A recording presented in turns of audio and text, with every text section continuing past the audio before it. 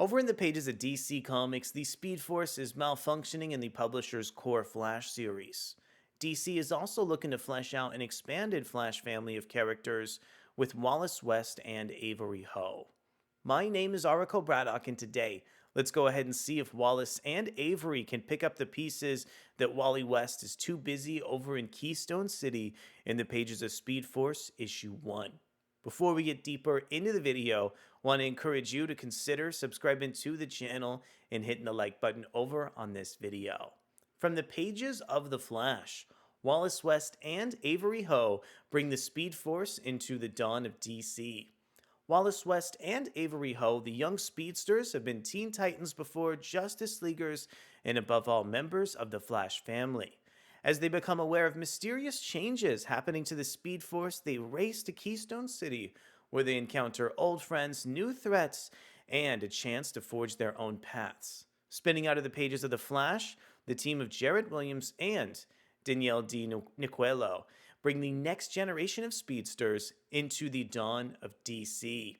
Speed Force Issue 1 is written by Jarrett Williams, featuring art from Daniele Di Nicuolo. We have colors from Andrew Dalhouse, letters from Simon Bowland, and a cover coming in directly over from Nicuolo, as well as Adriano Lucas.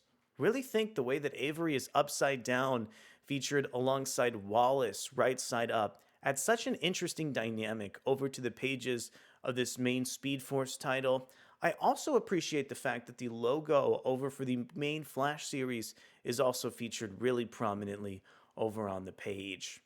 Want to extend a big thank you over to Adventures in Port Chase and preview this fascinating opening sequence where both Avery and Wallace are joined by Connor Kent as Superboy to play video games in the opening sequence here. Really thought that artist Daniele Di Nicuolo added so much visceral energy to some of these opening pages here. It's always great to see our characters enjoying themselves as opposed to being in some huge battle-worn fight over in the page.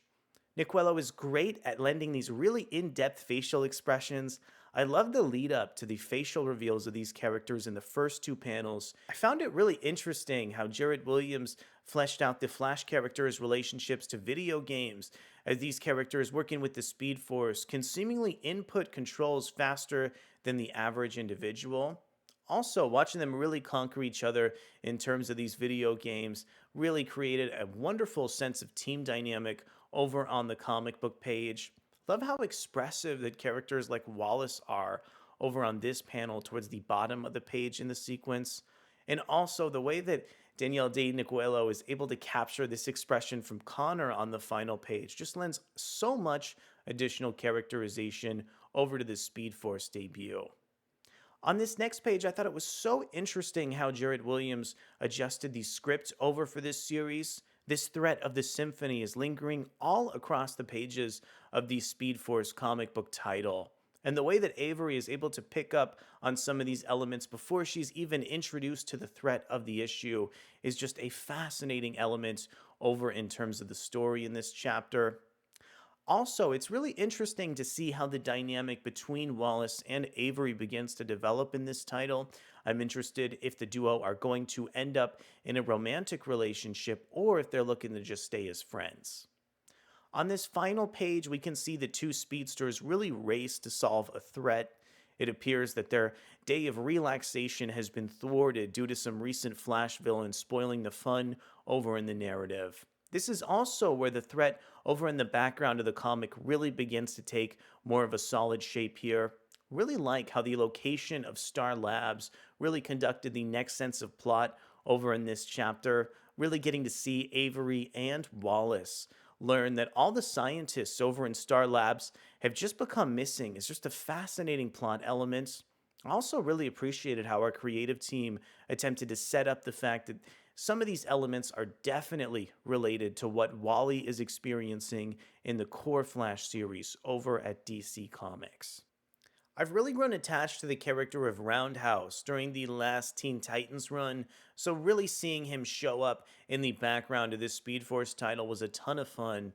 I also really appreciated how some of the threats he was looking at were directly related to the Symphony character that are revealed in the final couple pages of this installment And we even get multiple scenes for Roundhouse over in this series as well.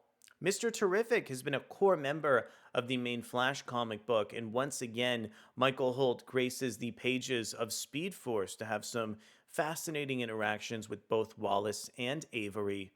Learning about Avery's scientific backgrounds and seeing her interact with the individual of Cadence also brought some great characterization right to the forefront over with her late in terms of this narrative. Also, really getting the chance to join the pieces together and see why some of these scientists were kidnapped and what's next over for Speed Force in the DC universe in these final couple pages brought so much intrigue towards the narrative. I also thought that artist Daniele Di Nicuolo just did a fantastic job illustrating all of these scientific characters on the page and building up so much intrigue.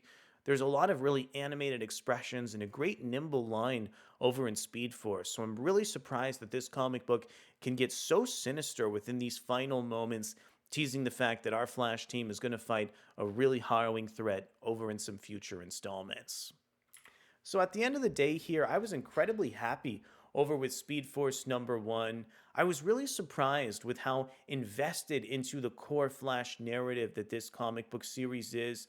I also think there's some great camaraderie in this issue over between Wallace and Avery. Some of the background characters of the issue with people like Superboy and Roundhouse really make this title so fascinating, and I love the fact that Terrific Tech and Michael Holt are also key players in terms of this narrative. I want to know from you. Did you enjoy this first issue of Speed Force? What did you think about the characterization for Avery and Wallace? Let me know down in the comments below. Were you as thrilled as I was to see the return of Roundhouse over in this title? I also want to hear from you. Thanks so much for coming to check out our video review over for Speed Force issue 1, and we'll be back to see where this series and the main Flash title are headed in the near future. Thanks so much, and I'll see you soon. Bye.